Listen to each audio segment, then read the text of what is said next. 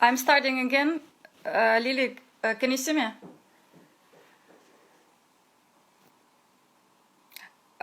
We are starting again because the sound has disappeared. So, yes. Mm-hmm.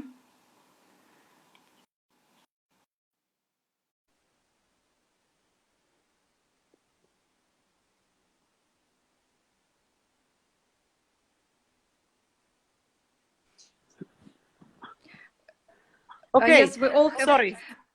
We all have to depend on the digital now, so it's fine. And actually, my next question was it difficult to reorganize all the meetings with everyone through the digital connections? Oh, that is the least of our worries, really. I mean, as we say, we lost the contact, but in just a few minutes we find it again. What is the most difficult is the endless chain reactions of an opera season, and actually it's not only within one season, but it's several seasons. If you cancel a production or if you move a production into another slot, the singers and the artists' calendars are so planned so far ahead that if you move something, it's not possible maybe that the same people are available. But it's not only that. As I said earlier, that we are really planning very carefully the season. It has to do with if productions can go side by side. There is always the logistic inside the opera house. You know, can you have a production with a turntable or some very big set? So it's really difficult and detailed planning. And so, just when you think, Heureka, I have reinvented and solved the whole corona crisis, so then some engineer comes and says, oh, by the way, you can't have this production in this slot, or that this conductor cannot do, or the director is not available, or the brilliant idea of casting a production in a certain way then might not be able to do it in another slot. And then also you create a season that has a wonderful selection of Mozart and romantic time, 20th century, world premiere, this and that and everything. And then you move one bit and then it looks like, now it's tilted too much to risk side or too much to the sugary side, or so it's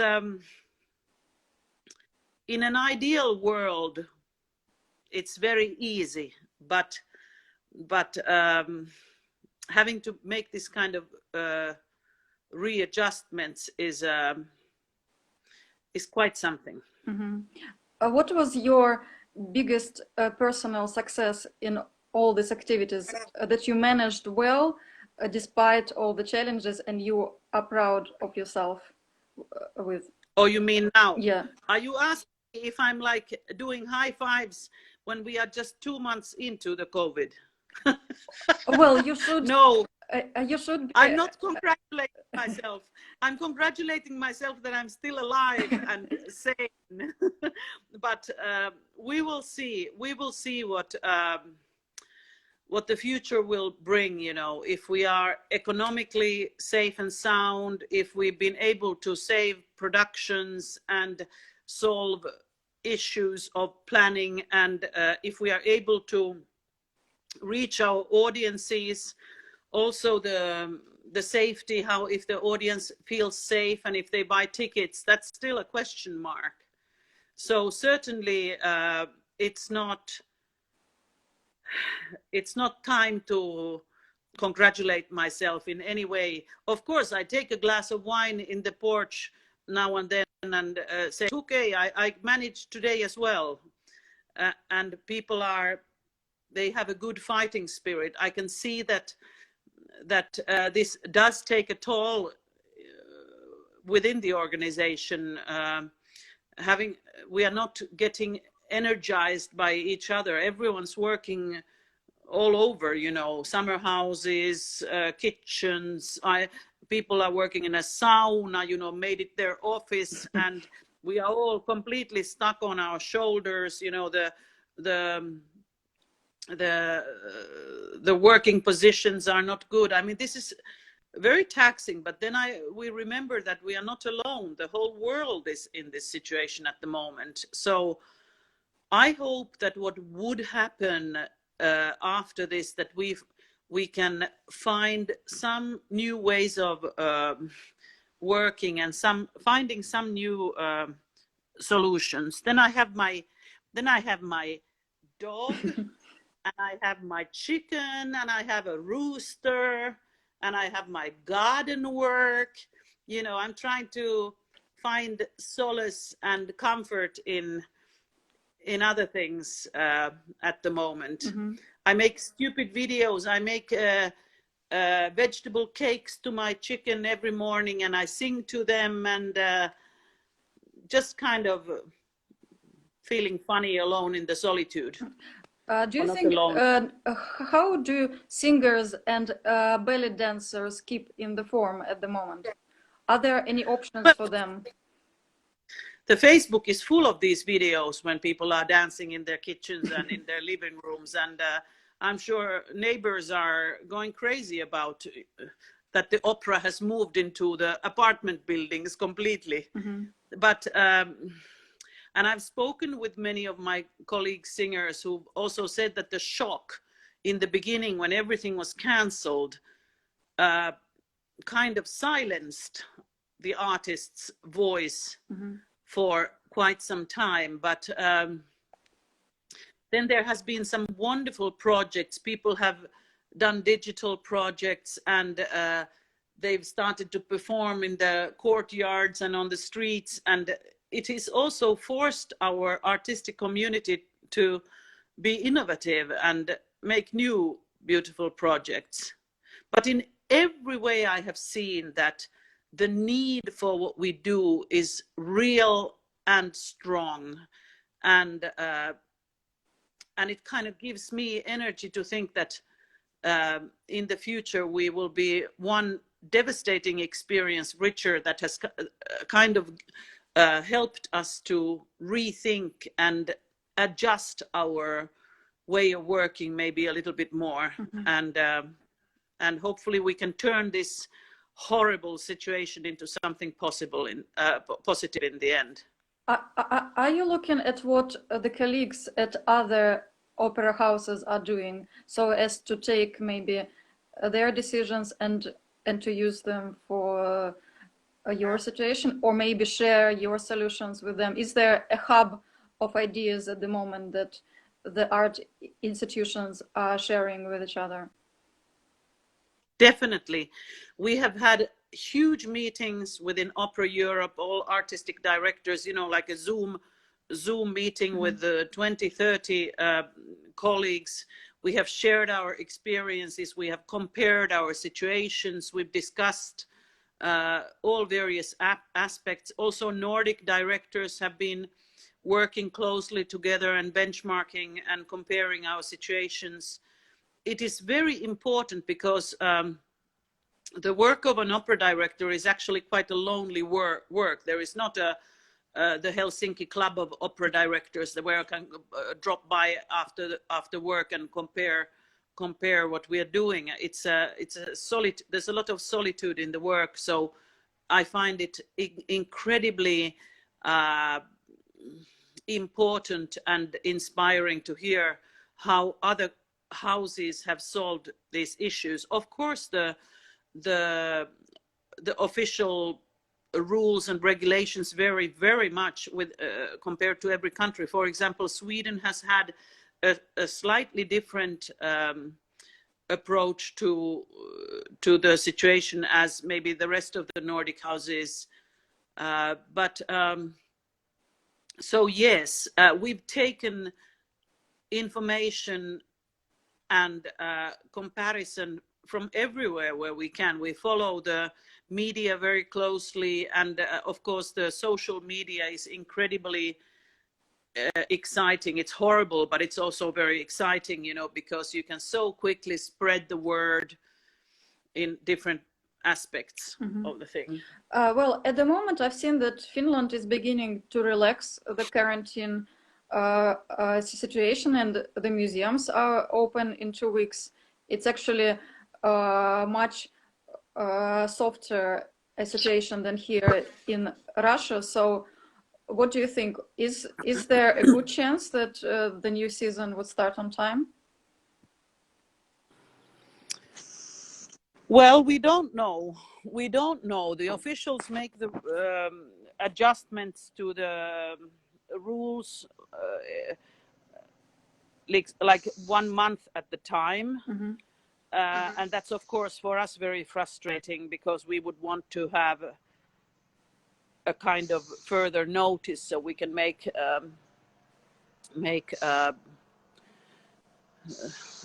do our planning accordingly. But then we must remember that we are part of a much bigger picture, and there are a lot of other things that they are dealing with at the moment. Opera is not on top of the priority list. The healthcare is, and the businesses are, and the restaurants and the schools, hospitals, everything. So then we try to accommodate and interpret those rules in a way that, I mean, of course, if they say 50 or if they say 500 or if they say 10, that's very clear. But we try to make different scenarios that then can, that we can take into action when it's possible.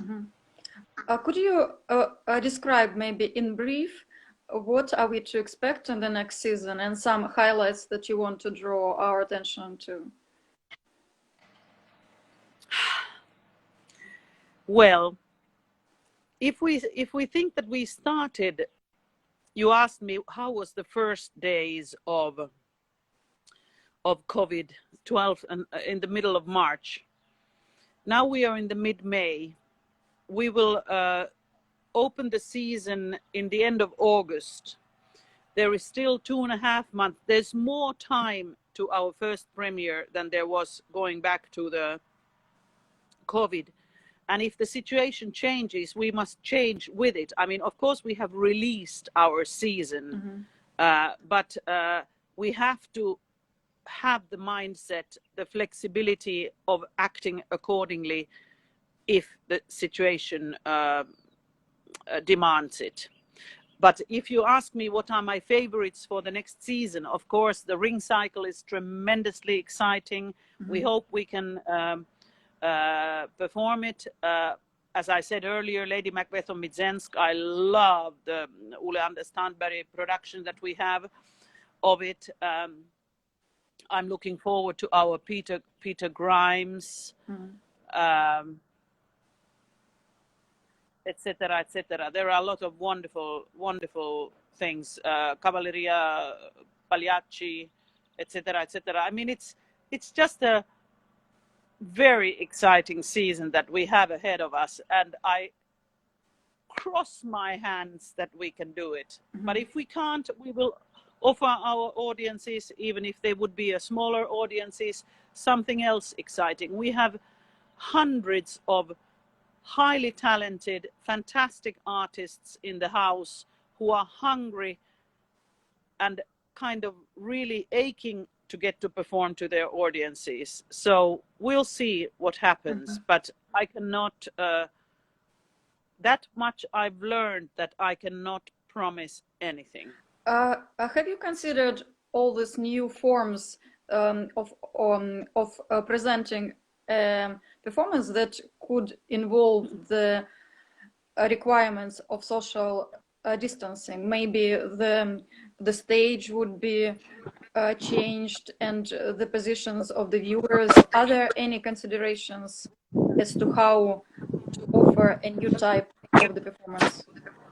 Well, of course, Laila is one of the immersive installation is one piece that definitely is a new kind of production. So I'm going to the other side of the house because the neighbor is cutting the grass and it's It's very noisy. I'm going to the chicken shed now. To So, Villa, Valhalla, yes? To this wonderful sorry, yeah, place. Villa Valhalla.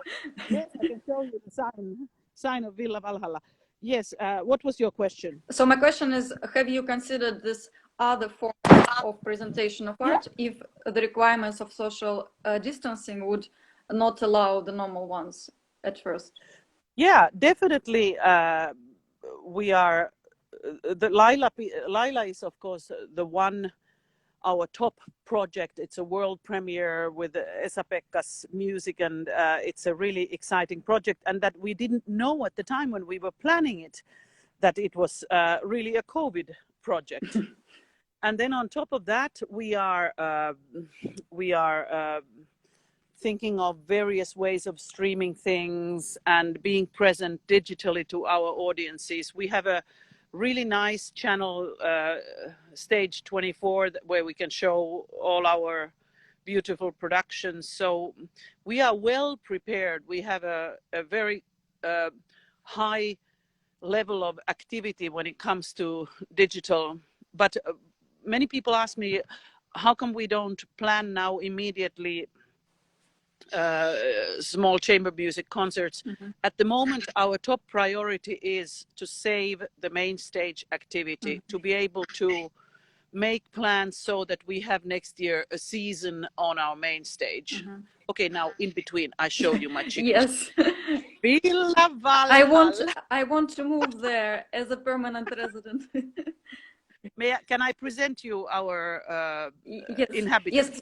It's your 15. Is this a serious program or a comedy show? It's your 15 seconds of Andy Warhol's fame as a chicken carer. Wait. Wotan,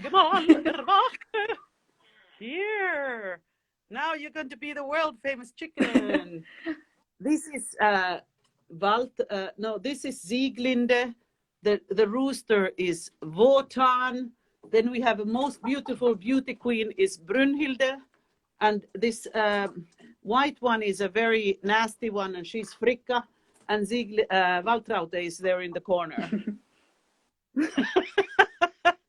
Yeah, that's my, this is my corona therapy room. Are you practicing your German with them? Yes, I sing them everything. Okay, sorry guys, I will leave you now. Yeah. One question I also was thinking about. Do you think that the international movement of the audiences would be reduced for a while also? International movement of audience? Yeah, it means that people would be only watching, if things reopen, they would only watch the local things, and actually artists would also be able to perform only locally, not to travel internationally. Well, this is true, actually. I mean, depending on the quarantine situation, if people need to be quarantined, we have, of course, many international artists who come to perform in our houses, and if we can, how much earlier they need to come, can they travel at all? I mean, this creates a tremendous insecurity in what we do, and somehow really changes a lot in our activity. So I don't know yet, but we have made plans with that as well. You know, if we like B plan, I don't, of course, no artist is a plan B artist, but we need to look into that as well. And people need to prepare travel earlier, you know. They need to make sure that they are here in time when the rehearsals start and so on. Well, I am ready to be quarantined to see the Valkyrie. Villa Valhalla. Yeah, yes, I will be quarantined in your chicken shed. And I was also thinking, do you think that we would be now wired against being together in the audiences and on stage? Like people would be afraid psychologically to get together? Well, this is a very relevant question because it might be people are, I realize that it will take a long time before people can be completely spontaneous and easy about sitting next to each other, but we will take action, limit the amount of audience, create some more space in between, make sure that people have access to disinfecting their hands, and there are many different ways how we can make our audiences to feel more secure. But in the end, I think it will be a slow process. Mm-hmm. Well, I can only imagine that no phone will go off at the first real performance, because everyone would be sort of on their tips of their feet and Edge. on their edge to attend it. I wonder if current streams from all the opera houses are also the consolation for you at the moment. Well, I think it's wonderful how we've had access to the most fantastic productions from different opera houses, and even if we look at the audience activity on our streams, they are skyrocketing at this time. If we look at for example, the Met Gala of the artist at home and things like really beautiful projects. So it's just a different way of reaching the audience, and I don't think it can replace the live performance ever, because that is magical, but it just shows that we need it and we are longing to experience it again. And mm-hmm. So that's a good thing that there is a secondary plans at the moment. Well, if it will help you to have this future ideal day in the opera, what would it be? Your first wonderful normal day next season? A sold out performance, mm-hmm. where I can shake hands with all the audience, where I can kiss my artists in the cheeks, and where I can feel safe and inspired and know that everything works as normally. I hope that day will come soon. Well, I hope so too. I miss the opera house and the canteen of it, and the rehearsals and everything. Actually, I was hoping that the White Nights Festival would happen, but I think it has also been moved to some unknown time. And I hope for everyone who is watching, and for you and for your family and for all the artists, this is a way to develop some psychological strength.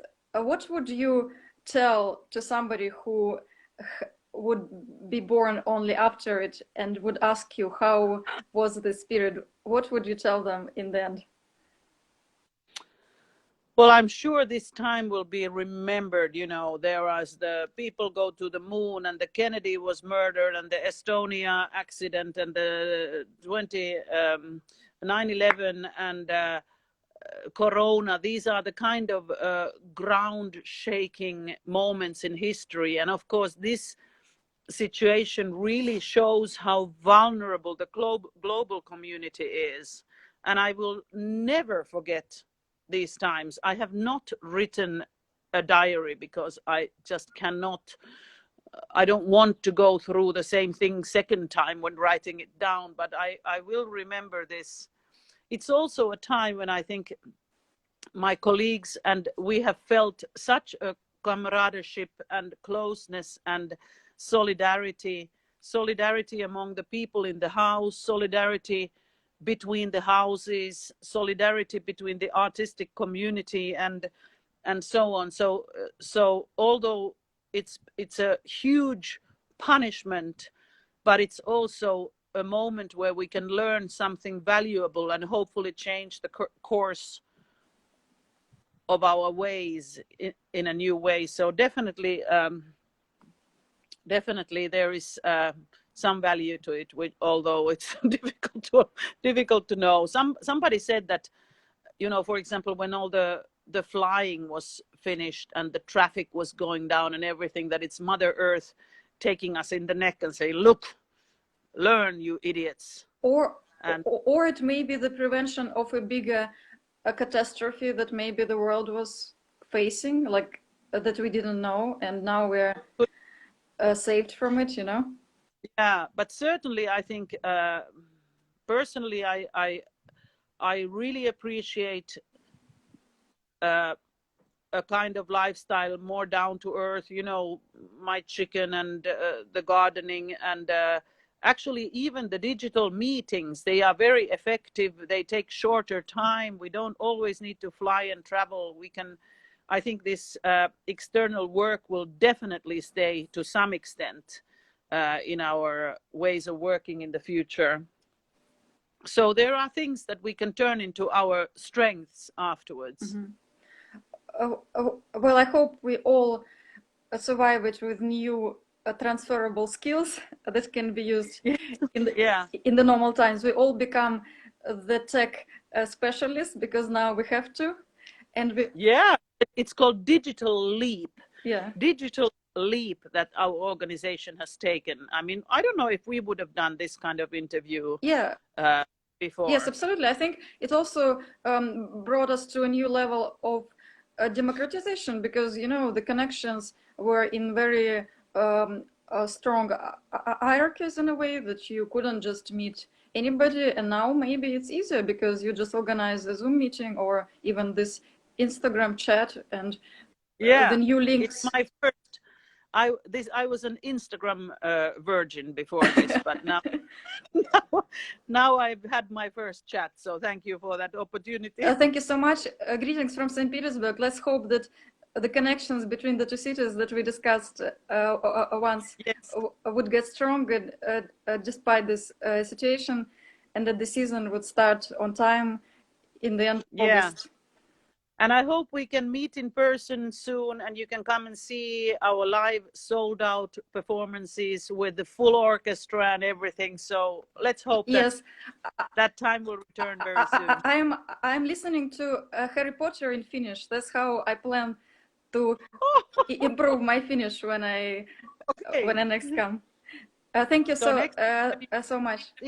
Finish. Mm-hmm. Okay. Bye-bye. And thanks to everyone who was watching. The both parts would be available as the recordings to see again.